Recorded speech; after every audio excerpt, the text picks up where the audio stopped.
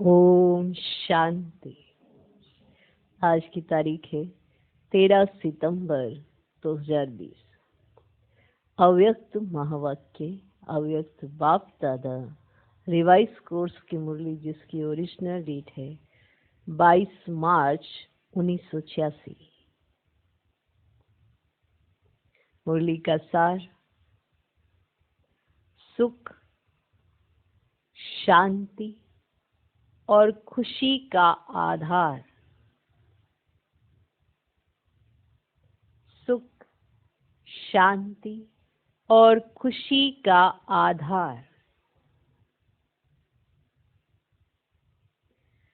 पवित्रता।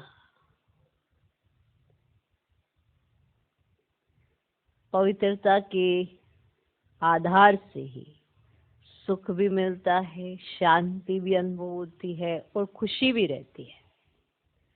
सुख, शांति और खुशी का आधार पवित्रता।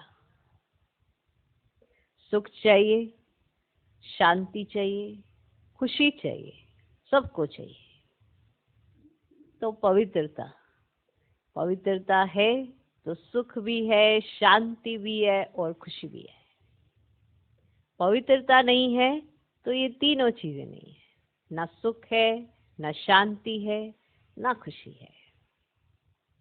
तो सुख, शांति और खुशी का आधार पवित्रता। आज बाप दादा अपने चारों ओर की सर्व होलीनेस और हैप्पीनेस बच्चों को देख रहे हैं। होलीनेस और हैप्पीनेस बच्चों को देख रहे हैं। इतने बड़े संगठित रूप में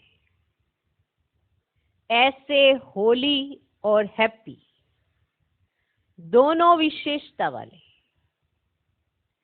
इस सारे ड्रामा के अंदर और कोई इतनी बड़ी सभा व इतनी बड़ी संख्या हो ही नहीं सकती। माना इतने बड़े संगठित रूप में ऐसे होली और हैप्पी दोनों विशेषता वाले इस सारे ड्रामा के अंदर और कोई इतनी बड़ी सभा व इतनी बड़ी संख्या हो ही नहीं सकती। आजकल किसी को भल हाईनेस व होलीनेस का टाइटल देते भी हैं, लेकिन प्रत्यक्ष परमान रूप में देखो तो वह पवित्रता, महानता दिखाई नहीं देती। बाप दादा देख रहे थे इतनी महान पवित्र आत्माओं का संगठन कहाँ हो सकता है। हर एक बच्चे के अंदर ये दृढ़ संकल्प है कि ना सिर्फ कर्म से, लेकिन मन, वाणी, कर्म तीनों से पवित्र बनना ही है। हर एक बच्चे के अंदर ये दृढ़ संकल्प है कि ना सिर्फ कर्म से, लेकिन मन, वाणी, कर्म तीनों से पवित्र बनना ही है। मन की पवित्रता, वाणी की पवित्रता और कर्मों की पवित्रता, तीनों तरीके से पवित्र बनना ही है। ये हर एक बच्चे के अंदर दृढ़ संकल्प है।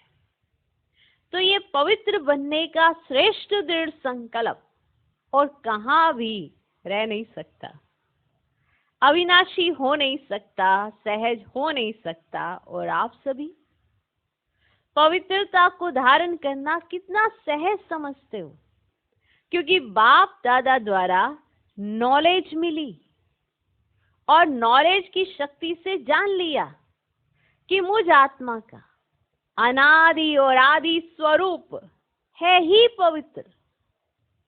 जब आदि अनादि स्वरूप की स्मृति आ गई तो ये स्मृति समर्थ बनाए सहज अनुभव करा रही है।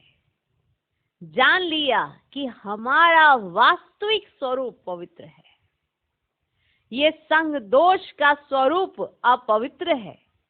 तो वास्तविक को अपनाना सहज हो गया ना। तो वास्तविकता को अपनाना सहज हो जाता है। और वास्तविक स्वरूप क्या है? पवित्र। और ये संग दोष का स्वरूप है क्या? अपवित्र। तो वास्तविक को अपनाना सहज हो गया ना। स्वदेश, स्वधर्म, स्वधर्म, स्वदेश, स्व का पिता और स्व स्वरूप, स्वकर्म, सबकी नॉलेज मिली है ना। लिख लो, स्वधर्म, स्वदेश, स्व का पिता और स्व स्वरूप, स्वकर्म, सबकी नॉलेज मिली है। तो नॉलेज की शक्ति से मुश्किल अति सहज हो गया। जिस बात को आजकल की महान आत्मा कहलाने वाले भी असंभव समझते हैं, अननेचुरल समझते हैं, लेकिन आप पवित्र आत्माओं ने उस असंभव को कितना सहज अनुभव कर लिया। पवित्रता को अपनाना सहज है व मुश्किल है। सारे विश्व के आगे चैलेंज से कह सकते हो कि पवित्रता तो हमारा स्वस्वरूप है। कितनी बड़ी बात है। पवित्रता तो हमारा स्वस्वरूप है। पवित्रता की शक्ति के कारण जहां पवित्रता है वहां सुख और शांति स्वतः ही है। जहां पवित्रता है वहां सुख और शांति स्वतः ही है। पवित्रता फाउंडेशन है।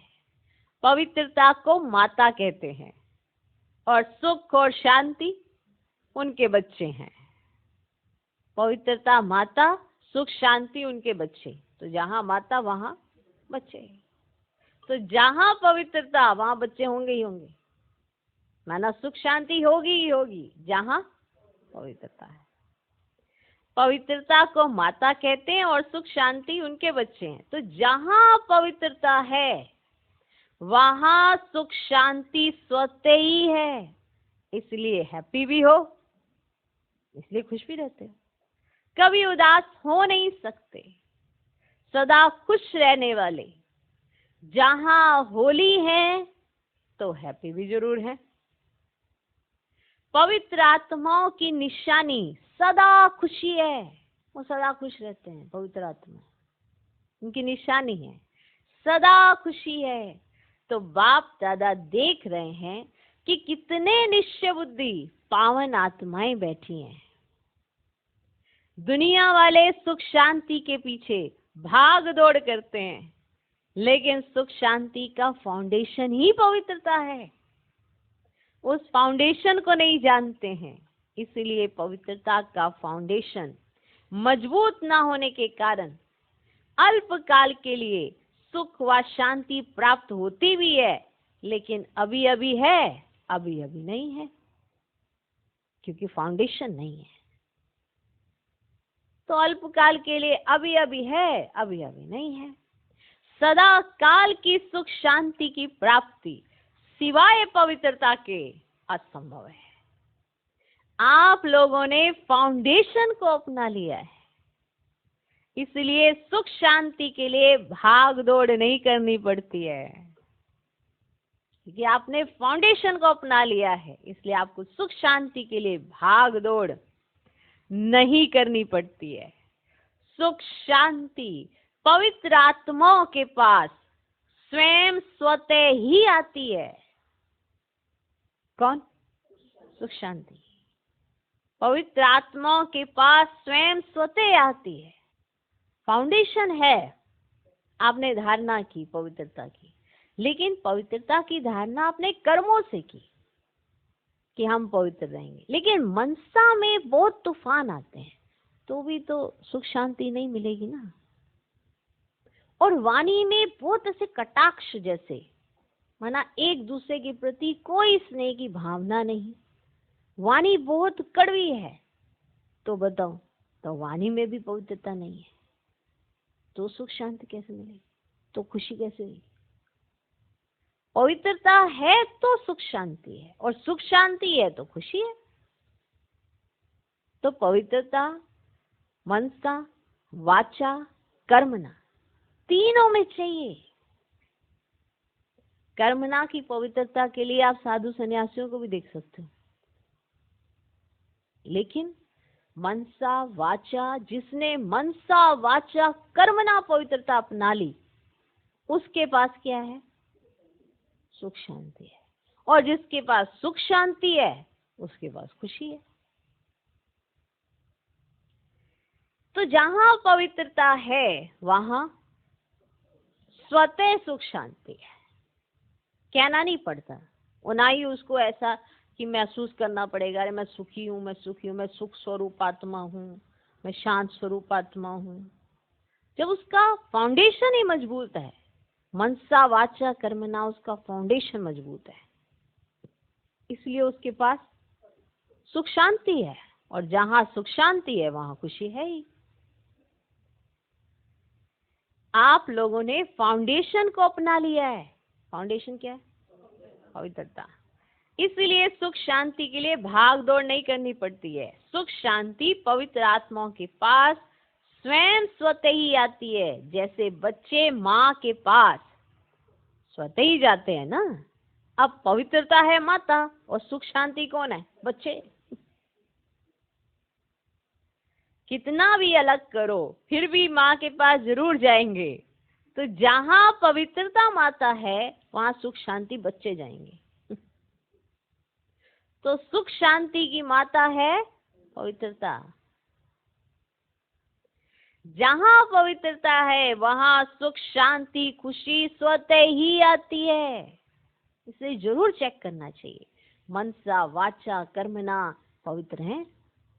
मनसा में तूफान तो नहीं है, वाचा में ऐसे कड़वापन तो नहीं है, क्योंकि वो भी पवित्रता की निशानी नहीं है कि आप वाचा से कुछ भी करते रहे। और कर्मणा तो आपको मालूम ही है।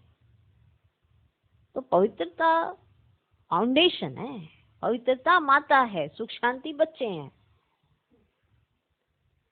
तो बताओ, जहां पवित्रता है वहां सुख शांति खुशी स्वतः ही आती है। कहीं कहते हैं हम पवित्र रहते हैं तो हमारे घर में कलह क्लेश होते हैं। वो तो स्टार्टिंग में होगा ही ना, क्योंकि अभी आपने पवित्रता अपनाई है और अभी आपको मनसा वाचा कर्मणा पवित्रता को अपनाना है। अभी तो कर्मणा शुरू किया है। तो ये जो कलह क्लेश होता है ये बाहरी होता है, क्योंकि माया तो विघन डालेगी, लेकिन आपको अंदर से सुख शांति की अनुभूति तब होगी जब आप अपने स्वभाव संस्कार में, अपनी मनसा में पवित्रता को अपनाएंगे। तो आपको अपने घर में बहुत सुख शांति अनुभव होगी, बहुत खुशी अनुभव होगी, और जो भी आपके आसपास भी होंगे उनको भी वो फीलिंग आएगी, क्योंकि आपने पवित्रता मनसा वाचा कर्मणा अपनाई है। अगर दोनों ही चलते हैं ज्ञान में और फिर भी ऐसे कलह क्लेश होता है तो जरूर स्वभाव संस्कार टकराता है, और स्वभाव संस्कार की टक्कर की वजह से कलह क्लेश है। यानी मनसा और वाचा की पवित्रता नहीं है, इसीलिए कलह क्लेश है। तो मनसा वाचा कर्मणा तीनों में पवित्रता चाहिए। अगर आपकी मनसा में किसी के लिए अशुद्ध भाव है, बहुत ऐसी भावनाएं हैं जो अच्छी नहीं है, व्यर्थ बहुत चलता है, तो भी सुख शांति नहीं फील होगी, क्योंकि पवित्रता कंप्लीट पैकेज है मनसा वाचा कर्मणा का। और आप अगर अपनी वाणी से गाली गलौज करते हैं, कुछ भी ऊपर नीचे माना कुछ भी बोलते हैं, कोई मतलब नहीं है उसका, तो भी आपकी मनसा अशुद्ध हो जाती है। और जब मनसा अशुद्ध हो जाती है माना पवित्रता आ गई, संग दोष आ गया। संग दोष माना पवित्रता। कभी मनसा अशुद्ध हो गई, वाचा अशुद्ध हो गई, तो कर्मणा उस पर असर पड़ जाता है। तो पवित्रता फिर इस तरह से। और अगर पवित्रता आपने मनसा वाचा कर्मणा अपनाई है तो सुख शांति खुशी है, और वो स्वतः है, उसके लिए आपको मेहनत नहीं करनी पड़ेगी। तो जहां पवित्रता है वहां सुख शांति खुशी स्वतः ही आती है। तो क्या बन गए? बेगमपुर के बादशाह। माना कोई गम ही नहीं है, बेगमपुर के बादशाह, इस पुरानी दुनिया के बादशाह नहीं, लेकिन बेगमपुर के बादशाह। कहाँ के? बेगमपुर के बादशाह, बेगमपुर के बादशाह। ये ब्राह्मण परिवार बेगमपुर अर्थात सुख का संसार है, सुख का संसार है ये ब्राह्मण परिवार। जिसने ये फील कर लिया ना, वो कभी उदास नहीं होता। ये ब्राह्मण परिवार बेगमपुर अर्थात सुख का संसार है, तो इस सुख के संसार बेगमपुर के बादशाह बन गए। हिज होलीनेस भी हो ना, ताज भी है, तख्त भी है, बाकी क्या कमी है? कितना बढ़िया ताज है, लाइट का ताज, पवित्रता की निशानी है? और बाप दादा के दिल तख्त नशीन हो तो तख्त भी देख लिया, ताज भी देख लिया। तो बेगमपुर के बादशाहों का ताज भी न्यारा और तख्त भी न्यारा है। सुख के संसार बेगमपुर के बादशाह बन गए। हिज होलीनेस भी हो ना, ताज भी है, तख्त भी है, बाकी क्या कमी है? कितना बढ़िया ताज है, लाइट का ताज पवित्रता की निशानी है, और बाप दादा के दिल तख्त नशीन हो तो बेगमपुर के बादशाहों का ताज भी न्यारा और तख्त भी न्यारा है। बादशाही भी न्यारी तो बादशाह भी न्यारे हो। वाह! तो बादशाही भी न्यारी तो बादशाह भी न्यारे हो। आजकल के मनुष्य आत्मा को इतनी भाग दौड़ करते हुए देख बाप दादा को भी बच्चों पर तरस पड़ता है। मानो इतनी भाग दौड़ किए जा रहे हैं तो बच्चों पर बाप दादा को तरस पड़ता है। कितना प्रयत्न करते रहते हैं, प्रयत्न अर्थात भाग दौड़, मेहनत भी ज्यादा करते, लेकिन प्राप्ति क्या? सुख भी होगा तो सुख के साथ कोई ना कोई दुख भी मिला हुआ होगा, और कुछ नहीं तो अल्पकाल के सुख के साथ चिंता और भय, ये दो चीजें तो है ही हैं। तो जहां चिंता है वहां चैन नहीं हो सकता कि मैं चैन की नींद, मैं चैन का सुकून, ये पता मैं चैन ले सकूं। जहां चिंता होगी वहां चैन कैसे हो सकता है? तो जहां चिंता है वहां चैन नहीं हो सकता, जहां भय है वहां शांति नहीं हो सकती। अगर भय है तो शांति नहीं हो सकती। तो सुख के साथ ये दुख अशांति के कारण है ही है, और आप सबको दुख का कारण और निवारण मिल गया। अभी आप समस्याओं को समाधान करने वाले समाधान स्वरूप बन गए हो ना। समस्याएं आप लोगों से खेलने के लिए खिलौने बनकर आती हैं। जैसे बच्चों के पास खिलौने होते हैं ना, ऐसे आपके पास समस्याएं आती हैं खेलने के लिए। चलो खेलें, पता तो चले हम कहाँ स्टैंड करते हैं। आए ही ना समस्या, पता कैसे चलेगा? बड़ा मजा आता है। तो समस्याएं आप लोगों से खेलने के लिए खिलौने बनकर आती हैं, खेल करने के लिए आती हैं, ना कि डराने के लिए। घबराने वाले तो नहीं हो ना। जहां सर्व शक्तियों का खजाना जन्म सिद्ध अधिकार हो गया तो बाकी कमी क्या रही? भरपूर हो ना। मास्टर सर्वशक्तिवान के आगे समस्या कोई नहीं। हाथी के पांव के नीचे अगर चींटी आ जाए तो दिखाई देगी?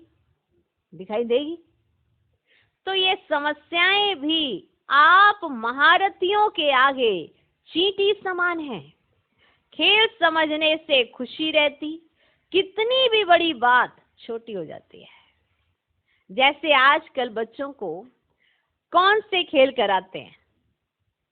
बुद्धि के खेल कराए जाते हैं, क्योंकि खेल खेल में सिखाया जाता है। तो आजकल बच्चों को कौन से खेल कराते हैं? बुद्धि के, कि वो खेल भी लें और साथ साथ बुद्धि भी चलाएं और सीख भी लें।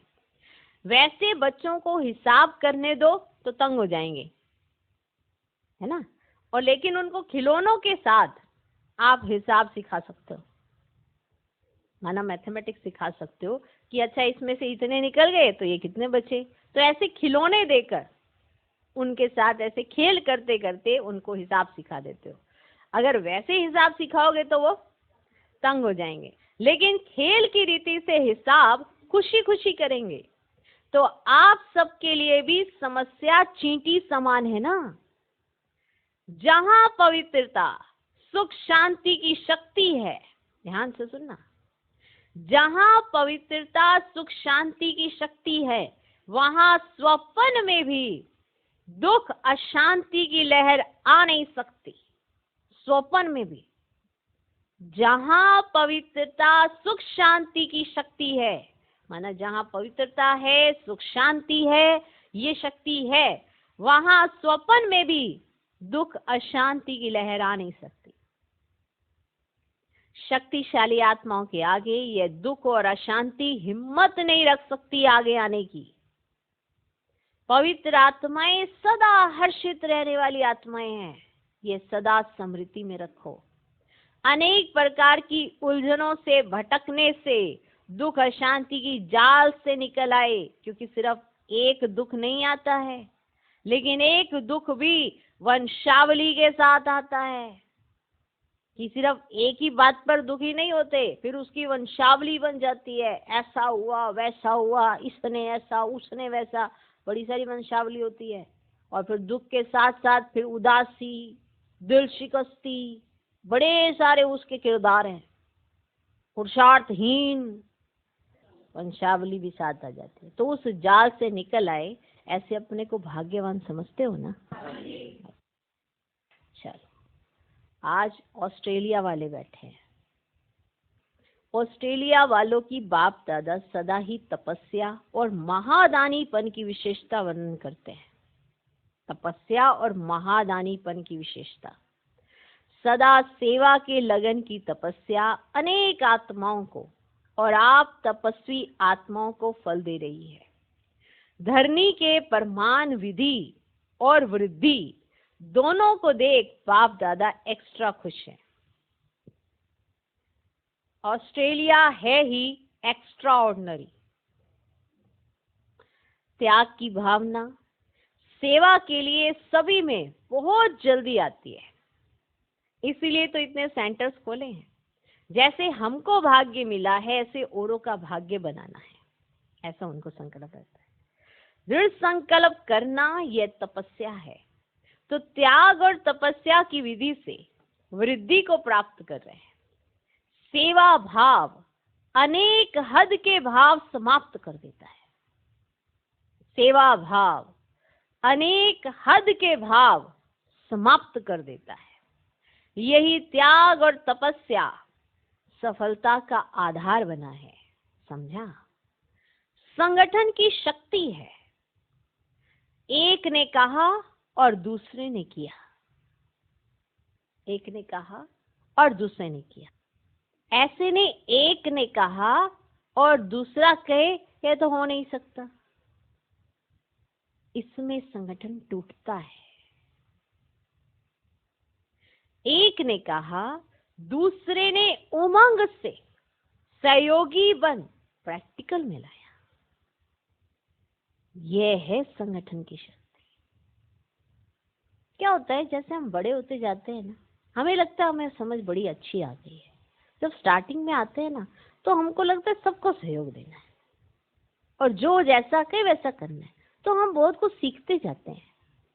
लेकिन जब हम ऐसे में आ जाते हैं कि एक ने कहा, दूसरे ने उसको कहा नहीं नहीं ये नहीं हो सकता, ऐसे नहीं है, ऐसे नहीं है, ऐसे नहीं है, तो हम संगठन को तोड़ते हैं, जोड़ते नहीं है।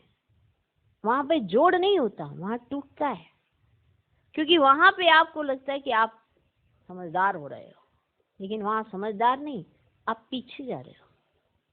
कलयुग में आप स्टोरेज कर रहे हो, दूसरों की बातें स्टोर कर रहे हो। आप सेवा में इंटरेस्ट नहीं ले रहे हो, आप कुछ और ही कर रहे हो। फिर खिटखिट शुरू हो जाती है।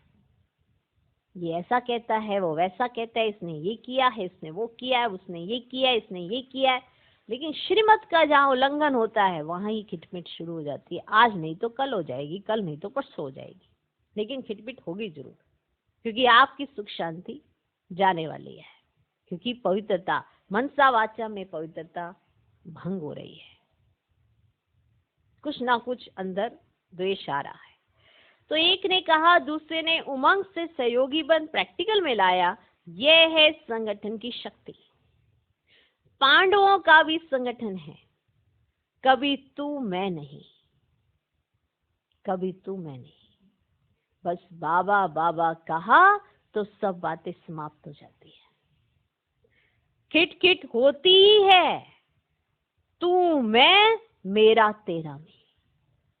तू ये नहीं करता, तू ऐसा करता, तू वैसा करता, कोई मतलब ही नहीं बनता। लेकिन ये तू मैं मेरा तेरा करने से क्या होती है?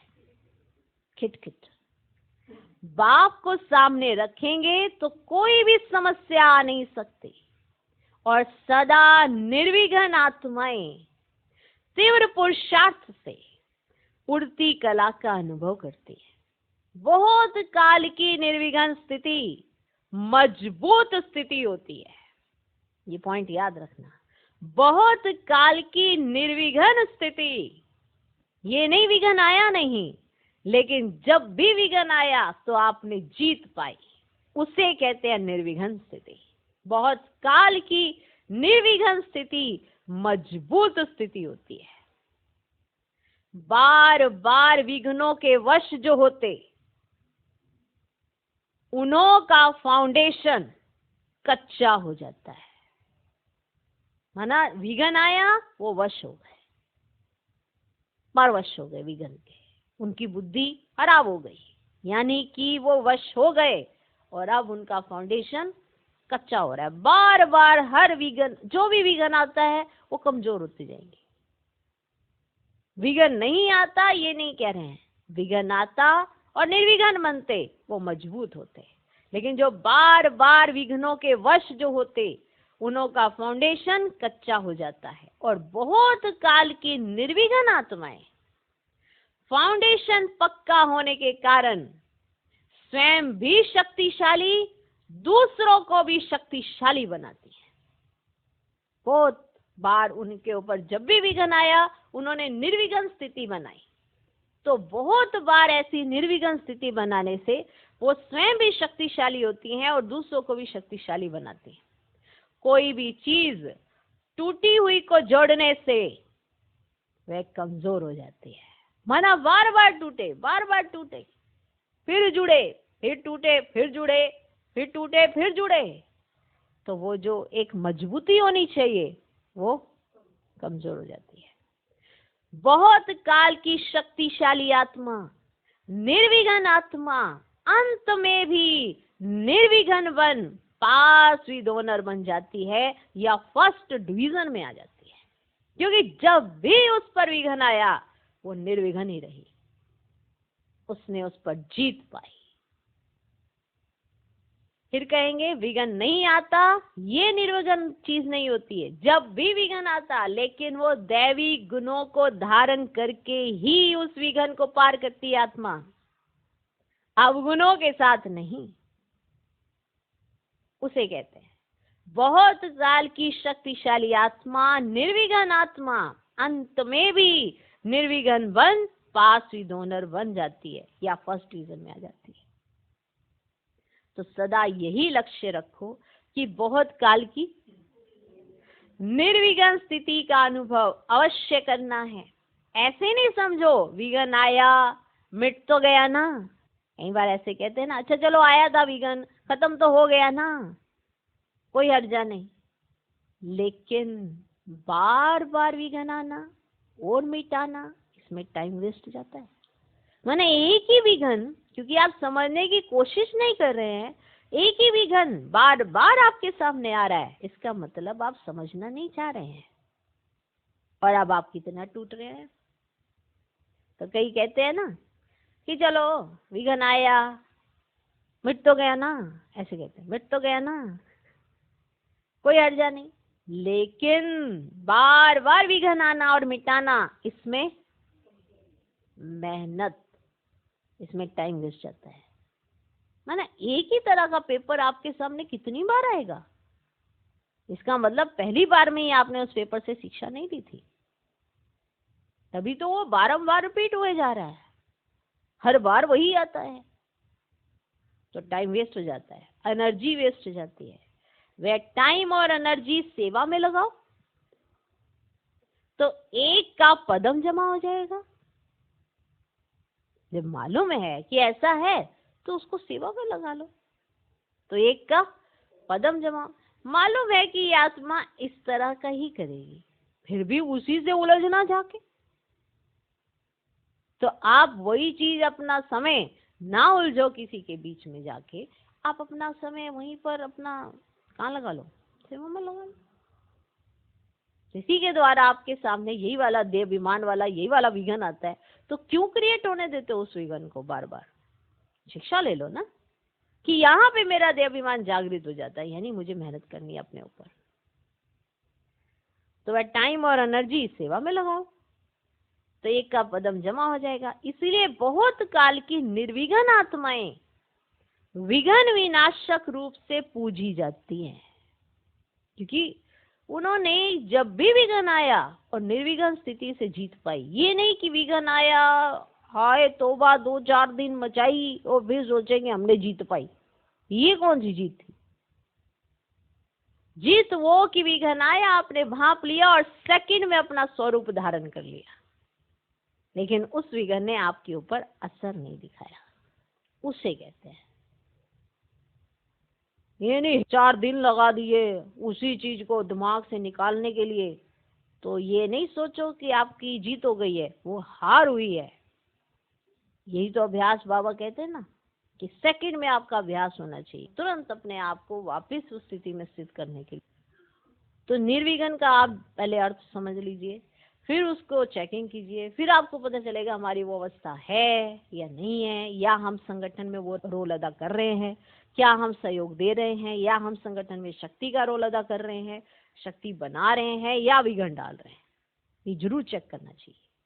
ओके, तो टाइम वेस्ट, एनर्जी वेस्ट, अब यही जो टाइम और एनर्जी आप वेस्ट कर रहे हो उसे सेवा में लगाओ तो एक का पदम जमा हो जाएगा। इसलिए बहुत काल की निर्विघन आत्माएं विघन विनाशक रूप से पूजी जाती हैं। विघन विनाशक टाइटल पूज्य आत्माओं का है, याद रखना। मैं विघन विनाशक पूज्य आत्मा हूं, इस स्मृति से सदा निर्विघन बन आगे उड़ती कला द्वारा उड़ते चलो, उड़ाते चलो। समझा?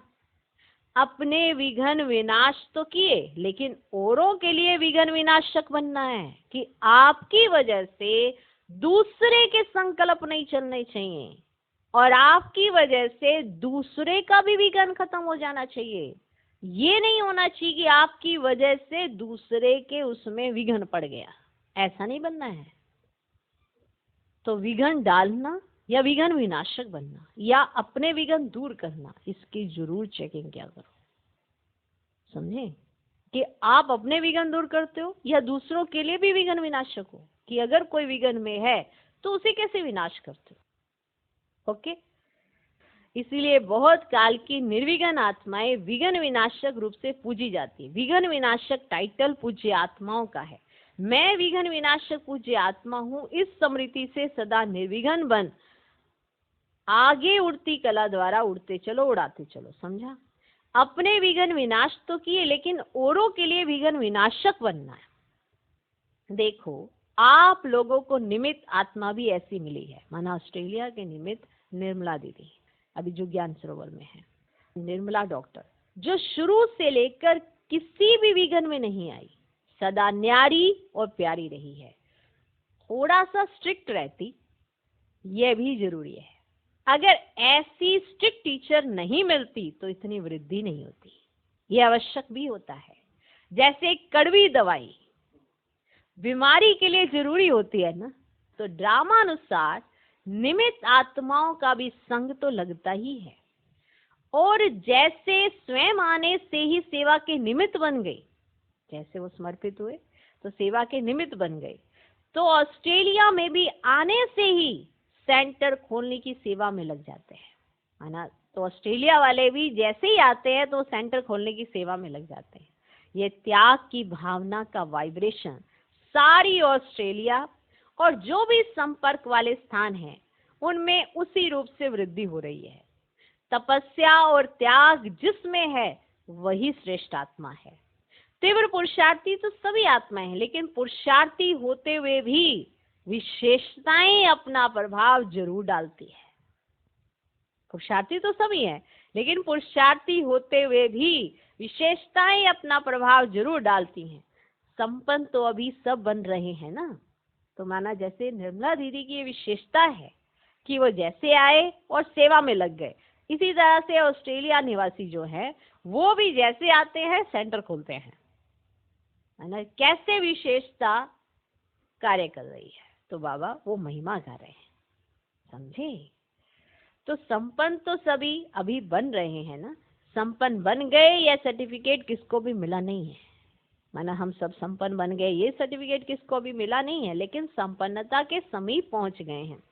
इसमें नंबरवार हैं, कोई बहुत समीप पहुंचे हैं, कोई नंबरवार आगे पीछे हैं। ऑस्ट्रेलिया वाले लक्की हैं, त्याग का बीज भाग्य प्राप्त करा रहा है। शक्ति सेना भी बाप दादा को अति प्रिय है क्योंकि हिम्मत वाली है।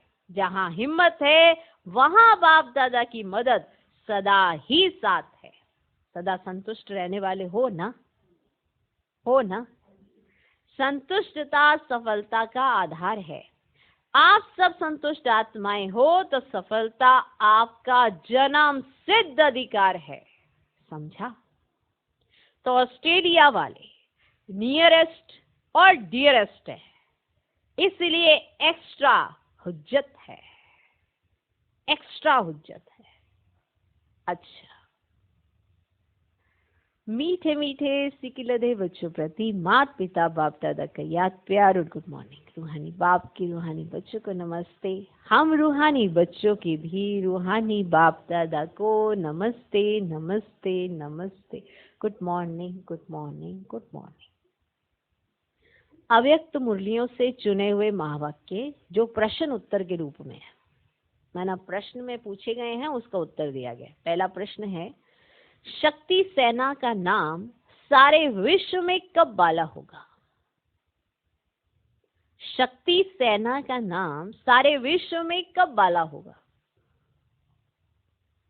तो ये प्रश्न पूछा है, फिर बाप दादा ने उत्तर दिया है। उत्तर, जब संगठित रूप में एक रस स्थिति व एक शुद्ध संकल्प में स्थित होने का अभ्यास होगा। जब संगठित रूप में एक रस स्थिति व एक शुद्ध संकल्प में स्थित होने का अभ्यास होगा। संगठन में किसी एक का भी दूसरा कोई संकल्प ना हो, संगठन में किसी एक का भी दूसरा कोई संकल्प ना हो, सब एक ही लगन एक ही अशरीरी बनने के शुद्ध संकल्प में स्थित होने के अभ्यासी बने, तब सारे विश्व के अंदर शक्ति सेना का नाम बाला होगा। दूसरा प्रश्न, स्थूल सैनिक युद्ध के मैदान में विजयी किस आधार पर होते हैं? स्थूल सैनिक माना जो हमारी सेना होती है वो युद्ध के मैदान में विजयी किस आधार पर होते हैं? आपके विजय का नगाड़ा कब बजेगा? तो जो स्थूल सैनिक होते हैं, जो बॉर्डर पे बैठे होते हैं, जो कभी ऐसी कोई लड़ाई छिड़ जाती है तो वो विजय किस आधार पर प्राप्त करते हैं? स्थूल सैनिक जब युद्ध के मैदान में जाते हैं तो एक ही ऑर्डर से चारों ओर अपनी गोली चलाना शुरू कर देते हैं। एक ही ऑर्डर मिलता है उनको, तो एक ही ऑर्डर से चारों ओर अपनी गोली चलाना शुरू कर देते हैं। एक ही समय एक ही ऑर्डर से चारों ओर घेराव डालते हैं, तब विजयी बनते हैं। माना एक ऑर्डर फॉलो करने के कारण वो विजयी हो जाते हैं कि एक ने जो कहा वो सभी मानते हैं, तब विजयी बनते हैं।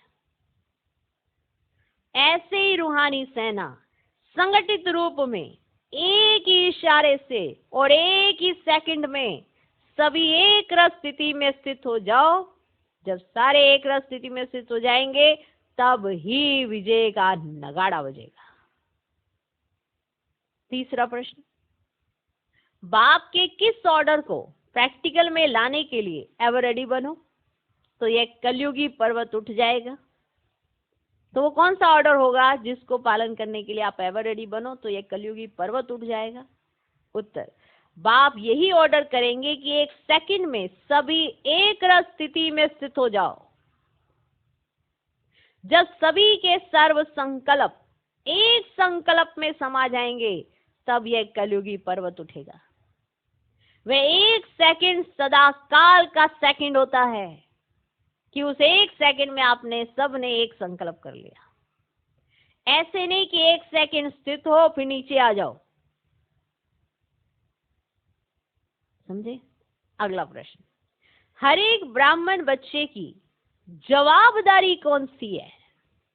जिम्मेवारी नहीं कही, जवाबदारी। क्या माना आपको बाबा को कुछ जवाब भी देना है कि नहीं? जिम्मेवारी नहीं कही है, जवाबदारी कौन सी है? हर एक ब्राह्मण बच्चे की जवाबदारी कौन सी है? ये कहते हैं हमें बाबा को जवाब देना है, तो हर एक ब्राह्मण बच्चे की जवाबदारी कौन सी है? उत्तर, सारे संगठन को एक रस स्थिति में स्थित कराने के लिए सहयोगी बनना। सारे संगठन को एक रस स्थिति में स्थित कराने के लिए सहयोगी बनना। माना आप सहयोग दे रहे हो तो सबका एक रस, ऐसे नहीं कि आप कुछ सोचो वो कुछ सोचे वो कुछ सोचे, सबको उसी स्थिति में स्थित कराने के लिए सहयोगी बनना। आपका यही सहयोग होना चाहिए। ये हर एक ब्राह्मण की जवाबदारी है। जैसे अज्ञानी आत्माओं को ज्ञान की रोशनी देने के लिए सदैव शुभ भावना व कल्याण की भावना रखते हुए प्रयत्न करते रहते हो, शुभ भावना रखते हो ना, तभी भले वो कितना भी ऐसा करते हैं फिर भी आप कोशिश करते हो कि उनके लिए, माना आप ज्ञान के पॉइंट उनको सुनाते हो, उनका कल्याण चाहते हो, तो ये शुभ भावना रखते हो ना। ऐसे ही अपने इस दैवी संगठन को भी एक रस स्थिति में स्थित करने व संगठन की शक्ति को बढ़ाने के लिए एक दूसरे के प्रति भिन्न भिन्न रूप से प्रयत्न करो, है ना। एक दूसरे के प्रति नेगेटिव नहीं होना चाहिए। अब जैसे हम हैं, हमें यज्ञ के प्रति, यज्ञ निवासियों के प्रति नेगेटिव नहीं होना चाहिए, सहयोगी होना चाहिए। और अगर आज हम कोई सहयोग नहीं दे सकते, ना तन से ना धन से, तो कम से कम अपने संकल्पों का ही सहयोग दे दो, और तो कुछ नहीं दे सकते। अपने संकल्प ही शुद्ध रख लो, तो एक दूसरे के प्रति भिन्न भिन्न रूप से ऐसे प्रयत्न करो कि कोई भी किसी के प्रति कभी नेगेटिव संकल्प ना करे। ऐसे प्लान्स बनाओ। ऐसे नहीं खुश हो जाना कि मैं अपने रूप से ठीक ही हूं, कि मैं ठीक हूं, उसने मेरे अंदर ऐसे संकल्प डाल दिए, उसने मुझे ऐसा कहा तो ऐसे ही मेरे संकल्प हो गए। पर बाबा भी तो आपको कई संकल्प देता है, उनके संकल्प आपके अंदर जागृत नहीं रहते।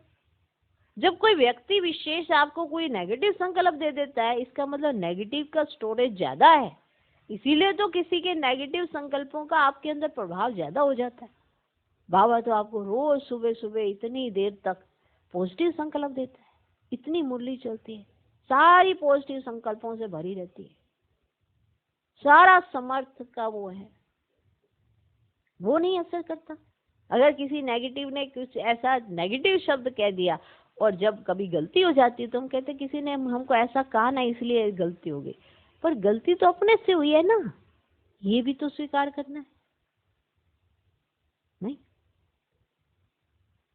तो ये बात की जवाबदारी मेरी है कि संगठन में एक दूसरे के प्रति भावनाएं खराब नहीं होनी चाहिए।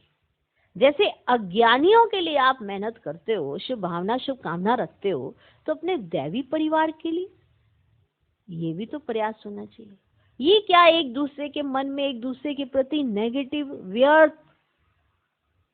कोई जानता नहीं पहचानता, कोई करता नहीं करता, एक दूसरे को नहीं जान, फिर भी हम दूसरे के प्रति दूसरे को नेगेटिव सुनाते रहे, ये क्या है? ये कौन सा सहयोग है? ये तो हर एक ब्राह्मण आत्मा की ये जवाबदारी है, किसी का मन दूषित मत करो। ये है इसका राज। ऐसे ही नहीं समझो कि अरे मैं तो ठीक हूं, आप ठीक हो, लेकिन आपके द्वारा सब भी तो ठीक होने चाहिए। अगर आप देख रहे हैं किसी के मन में यज्ञ और यज्ञ निवासियों या किसी के प्रति भी थोड़ा सा भी दैवी परिवार के प्रति ऊपर नीचे हो रहा है, आप तुरंत उसको एक ही पॉइंट कहना, हमारी जवाबदारी है यज्ञ में निर्विघ्न अवस्था बनाने की, विघ्न डालने की नहीं। एक संकल्प से हमारा जो कार्य है वो पीछे हो जाता है। हम सबको एक रस अवस्था में रहना है, तब तो विजय का नगाड़ा बजेगा, तब तो जीत होगी। ऐसे कैसे जीत होगी? आप कुछ सोचें, कोई कुछ सोचे, तो संगठन एक कैसे होगा? तो जरूर विचार करना, ऐसे नहीं खुश हो जाना कि मैं अपने रूप से ठीक ही हूं। अगला प्रश्न, परमात्म ज्ञान की विशेषता क्या है? उत्तर, संगठन की शक्ति ही इस परमात्म ज्ञान की विशेषता है। संगठन की शक्ति, इसीलिए संगठन को बनाने की कोशिश करो, तोड़ने की नहीं। इसलिए किसी के प्रति, किसी के मन में कभी गलत भाव नहीं आने चाहिए, ना ही पैदा कराने चाहिए। आप किसी का अच्छा नहीं कर सकते, आप किसी का बुरा भी मत करिए। ये बहुत बड़ा विघन है, बहुत बड़ा विघन है। और कई तो ऐसे होते हैं जो अज्ञानियों के साथ भी ऐसे डिस्कस कर लेते हैं। अरे अज्ञानी जो हैं वो तो वैसे ही दूर है कोसों। जो सिंगल पर्सन चलता है ज्ञान में और कोई उनके घर में और नहीं चल पाता और एंटी हो जाते हैं, उसका रीजन क्या होता है? उसका रीजन होता है जो ज्ञान में चलता है वो अपने घर परिवार में अपने दैवी परिवार की कहीं ना कहीं बुराई कर डालता है। तो जो अज्ञानी होते हैं उनके मानस पटल पे वो अज्ञानतावश वो छाप पड़ जाती है और वो परमात्मा से दूर हो जाते हैं। उन्हें यही नहीं समझ आता कि ये परमात्मा का घर है। यहाँ हर एक के अपने अपने स्वभाव संस्कार है। तो जो एक भी ज्ञान में चलता है और बाकी ज्ञान में नहीं चलते हैं तो वो अज्ञानतावश, अभी ज्ञान में नया नया आया है, किसी का ऊपर नीचे देखेगा तो आके घर में सुनाने लगेगा, वहां ऐसा है, वहां ऐसा है, वहां ऐसा है। और फिर जितने भी वो अज्ञानी होते हैं उनके मन में एक भ्रम बैठ जाता है, सारी जगह ऐसा ही है। अब उसको ज्ञान सुनाओ, अब वो कभी ज्ञान नहीं सुनेगा। इसीलिए कई बार ऐसा भी होता है, कई बार आप परिवार में कभी भी कहीं की बुराई नहीं करते हैं लेकिन उस व्यक्ति को बाहर वाले ज्ञान के विपरीत सुना देते हैं, ऐसा भी दूसरा कारण होता है। लेकिन आप अगर अपने स्वभाव संस्कार को बदलते हैं तो प्रभाव जरूर पड़ता है, ऐसा भी होता है। तो ये भी देखने की बातें हैं कि अवस्थाएं कैसे बनती हैं। ऐसे तो बड़े सारे इंसिडेंट्स होते हैं। अगर आप आगे सारा कुछ अपने घर में ही गा देंगे तो बताइए पॉजिटिव कौन रहेगा? सारे नेगेटिव ही तो हो जाएंगे, क्योंकि वो तो आपसे वैसे ही लगाव करते हैं कि अरे भैया इसको कुछ नहीं होना चाहिए। और फिर आप पवित्रता अपनाते हैं तो एंटी तो वैसे ही हो रहे होते हैं और इसलिए कोई भी सहयोगी नहीं बन पाता। बड़े सारे राज होते हैं। तो दो तीन चीजें होती हैं, नहीं तो घर परिवार वाले सोचते हैं चलो अच्छी जगह जा रहे हैं, स्वभाव संस्कार भी बदल रहा है इस आत्मा का, तो अच्छी बात है। लेकिन अगर आके नेगेटिव गाने लगते हैं तो फिर अज्ञानी बिल्कुल विपरीत हो जाते हैं। तो ये भी सोचना चाहिए। तो परमात्मा ज्ञान की विशेषता क्या है? संगठन की शक्ति इस परमात्मा ज्ञान की विशेषता है। इस ब्राह्मण संगठन की विशेषता देवता रूप में प्रैक्टिकल, एक धर्म, एक राज्य, एक मत के रूप में चलती है। जबरदस्त बात है। इस ब्राह्मण संगठन की विशेषता जो आप यहाँ पे अपनाते हो ये देवता रूप में प्रैक्टिकल चलती है, एक धर्म, एक राज्य, एक मत के रूप में चलती है। अगला प्रश्न, किस एक बात का संपूर्ण परिवर्तन ही संपूर्णता को समीप लाएगा? किस एक बात का संपूर्ण परिवर्तन ही संपूर्णता को समीप लाएगा? उत्तर, हर एक में जो देह अभिमान वाले मूल संस्कार हैं, क्योंकि देह अभिमान एक बड़ा रूप है, लेकिन उस देह अभिमान का कौन से वाला रूप, कौन सा संस्कार आपके अंदर है?